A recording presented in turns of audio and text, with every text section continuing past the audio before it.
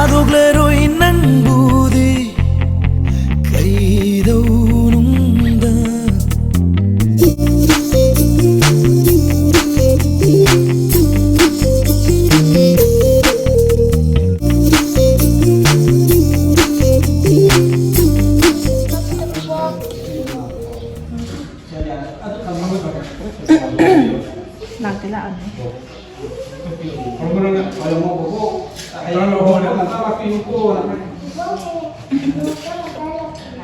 em chia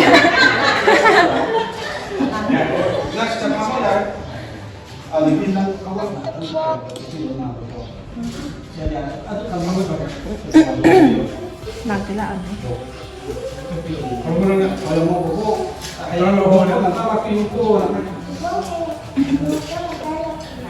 em chia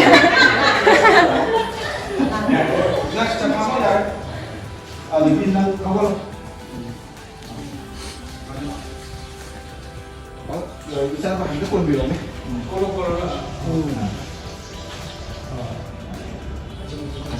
lama pun bisa itu pun belum lama yang maksudnya aku kalau betul di anh khăn mâu đây thôi khơi luôn to mà mai lồn bằng cái mà sao sẽ lo trong coi chỉ là decoration rồi đấy rồi chăm mà lâm tông phải gì cơ tôi phải ra sao nó play around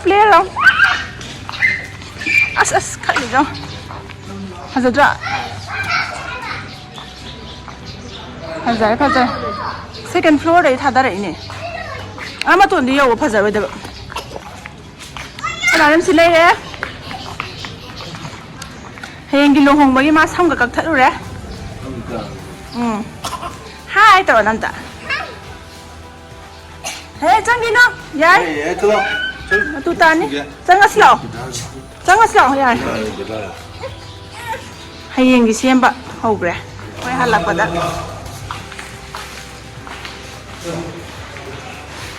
thôi mà khai đi mình đấy mà mình đừng nuôi nó là chạy đi ra mà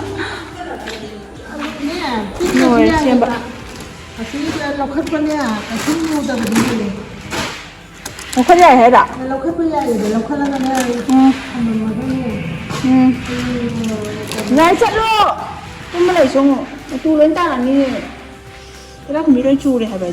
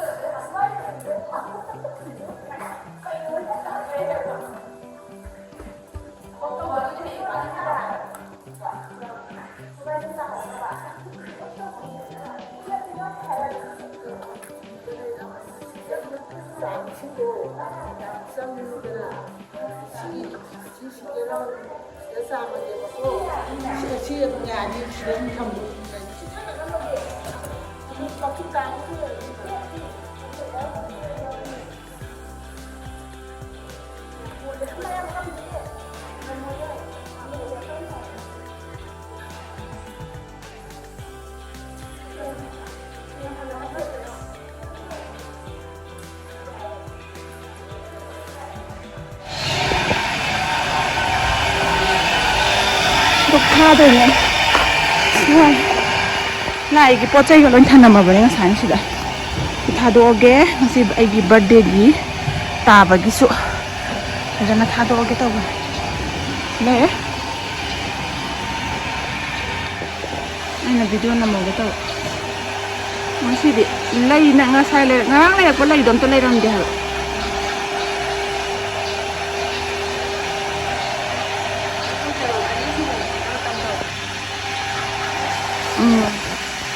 Ai thì cũng không đây tôi camera miền ấy nó ui không mà lại thôi rồi ayu kitchen hay bagi ꯇꯧꯗꯣꯔꯦ ꯑꯁ ꯑꯩ ꯃꯈꯣꯟꯁꯦ ꯑꯝꯇ ꯇꯥꯔꯝꯃꯔꯣꯏ ꯑꯩꯈꯣꯏ ꯏꯁꯤꯡ ꯆꯤꯡꯁꯤꯟꯕꯒꯤ ꯃꯈꯣꯟꯁꯦ ꯌꯥꯝ ꯍꯧꯋꯦꯕ ꯂꯩꯔꯦ ꯑꯩ ꯆꯪꯉꯒꯦ ꯑꯩꯈꯣꯏ ꯑꯊꯣꯏꯕꯤ ꯃꯊꯛꯇꯒꯤ ꯂꯥꯏꯠꯀ ꯊꯥꯗꯔꯛꯏ ꯃꯥꯜꯂꯦ ꯑꯗꯣ ꯏꯁꯤꯡ ꯁꯥꯏꯠꯇꯁꯨ disco bulb 하다니 LED bulb macam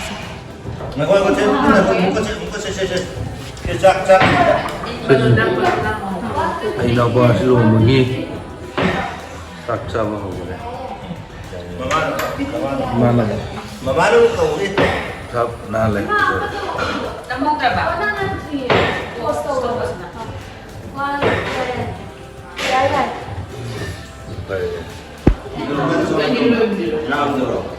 Ay, boleh no. Bato mo dito. Mati. Baton dulu tu lah. Tahu ya, boleh boleh. ꯑꯊꯣꯏꯕꯤ ꯒ ꯄꯄꯥꯒꯁꯨ ꯂꯩꯔꯦ ꯑꯥꯎ ꯀꯣꯏ ꯀꯨꯝꯃꯦ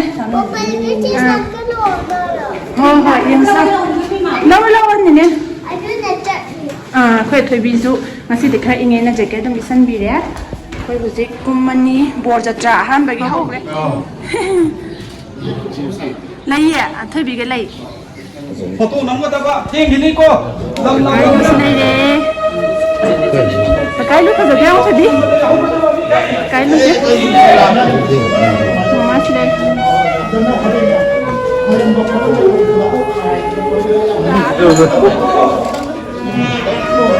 파봉수 래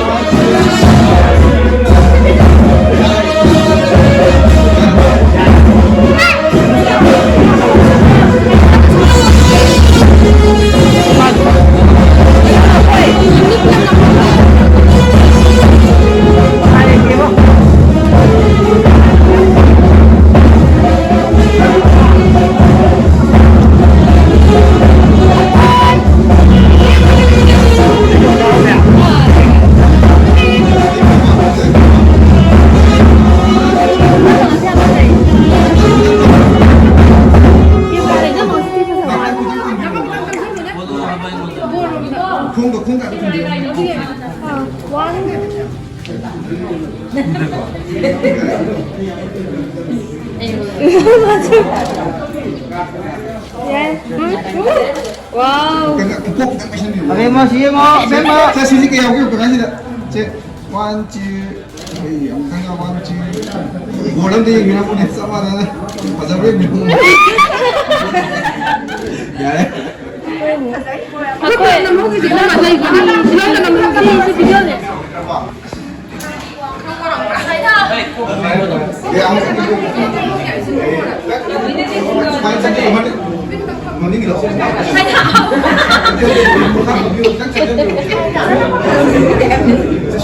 Mereka kini kau sudah. Ya. Kau nak kalau dia.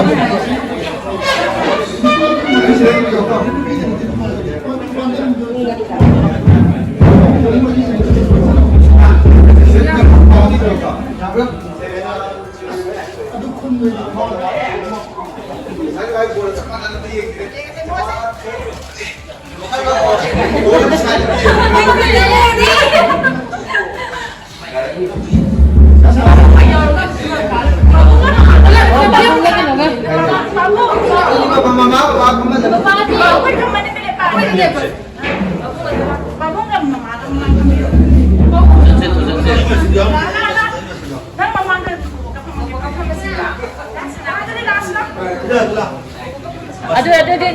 베이비 나는 맨날 더 되고 나는 막아다 먹는 바빠 반탕 거 봐. 그럼 파잖아 봐.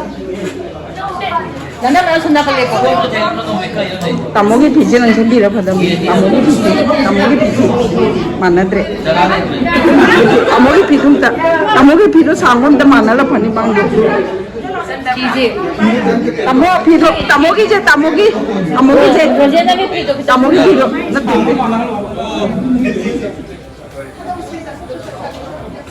베이비야 베이비. 나이스 와우. 자, 또 미네브라 시레이다 농농. nam sao đấy chứ 어디 시다마 건드려. 빠빠 파마 되지.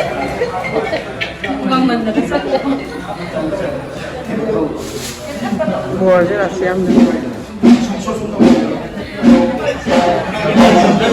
xe sản phụ lạc thì như thế 그저 우리 모두 뭐. 그래 까마귀 넘어요. tamala tro 와이디. tamala tro right tamala Kemarin mereka tuh main tahan.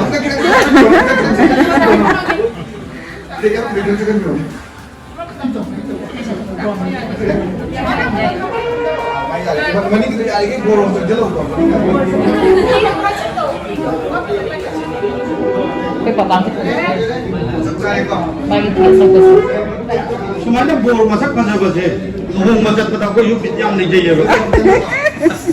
생선 파도 주는 거 알더니. xe ra mình này xe căng gà 오 버티니 남하고 뭐가 가지? 왜 이렇게 매일 줘야 되나? 리모랑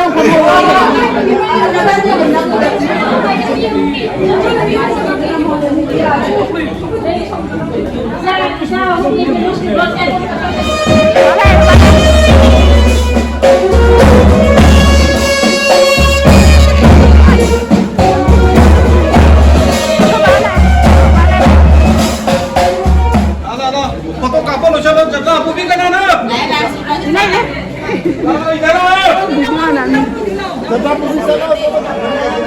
집이 제야 호이도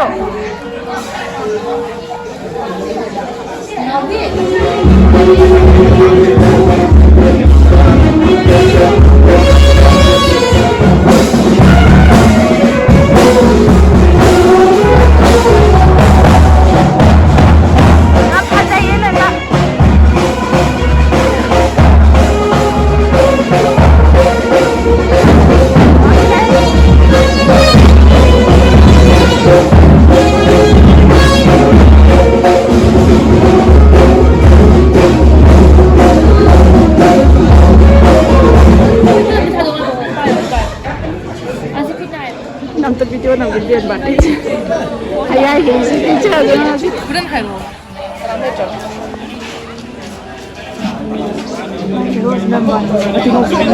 năm nhầm ngàn lẻ vào đấy 뜨거워 담바. năm ngàn tức 뜨거워. 이거 사이다 많아 사이다. đấy số của 티가 같은 거 같다. 맛있네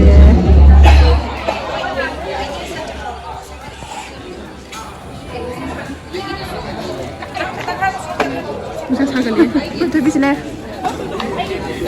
데뷔.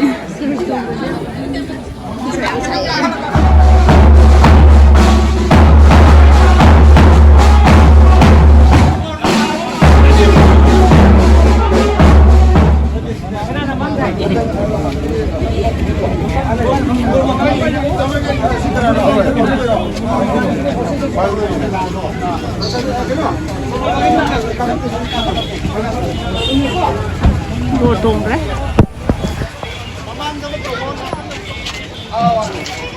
Thả đồ mà bên. Tôi mới là hành lại cả. Mấy. Lagi ini dah wali.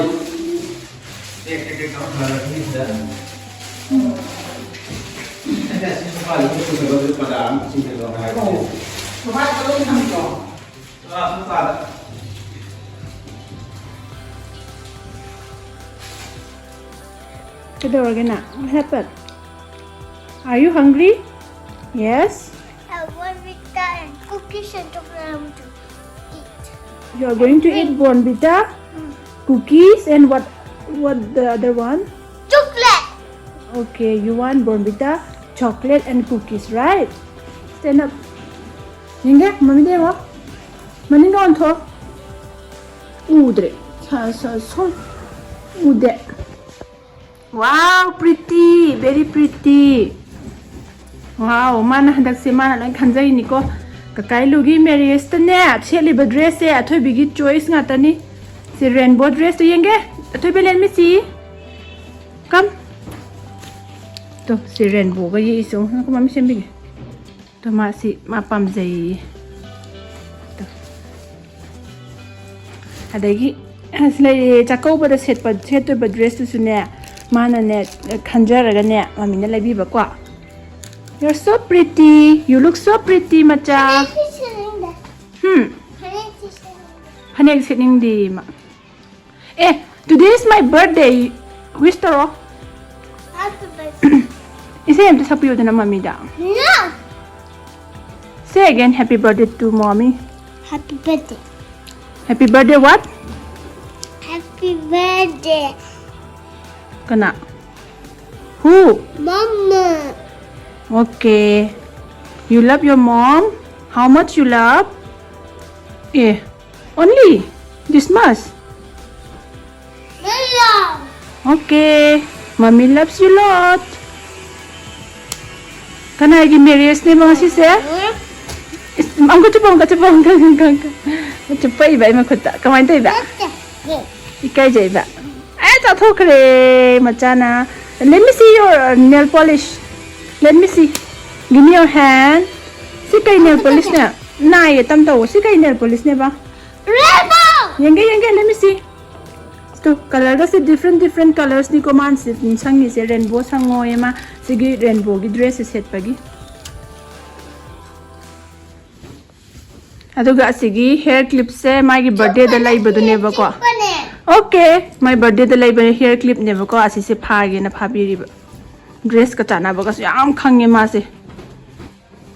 Chakau ba da su athoi bina pamjaba dress laibi re set toini. Ay na nga si katang ingin na stocking sa sanbi ba?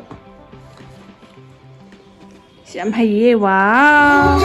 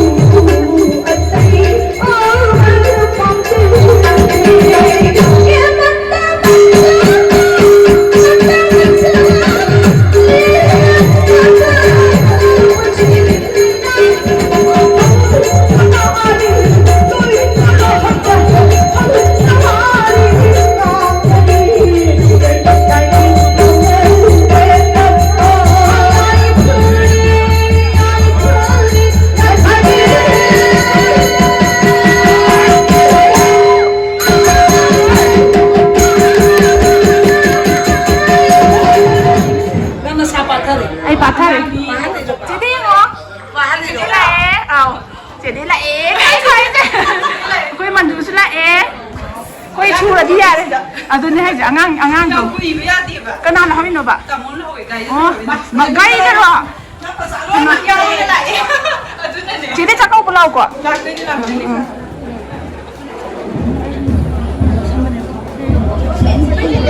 Yang phasai ye. Sidi mo. Sidi mo. Ma. Yang phasai ye. Sige mo, kayo mo ka lang eh. 1, 2. Kasi yung pili man hindi na naman yun. Oy!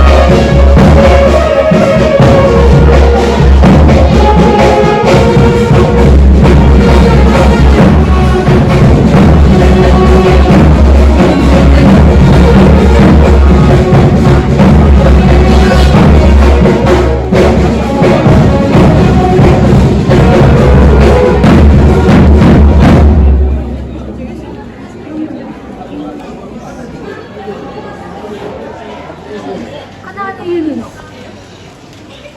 아주디 할게.